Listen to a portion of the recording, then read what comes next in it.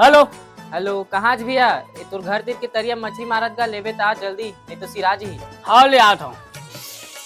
अरे जा तेरे टीएस में फोन लगा दी सब जब तेरे मछली मारे 1 किलो ले काबे तो मुंह मुहा हो गए भाटो ते मछली खाऊं की था तो दार भात ला खाता था ऐसे कर सकते हैं तो दीदी हगन के मिर्चा डाल दी ना मछली साग में तो कान नाक डाले धुआं निकल जाए। अबे झटका कहाँ ठोका कर जा 1 किलो ले काबे चल धर पैसा ला दे मोला का है मैं लाता हूँ। भाटो के मुंह तो मुहा हो गए चुपुर के मारे का निकोल लगा वही खाऊं अकेले। भैया मछली के रुपए किलो है? 120 रुपए बता भैया।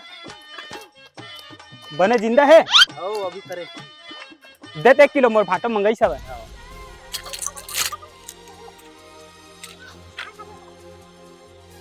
ऐड भैया। ए भैया तो पैसा चल भैया आज तो मछली खाना है। আমি পারি না আর পারি না আমি কেন মরি না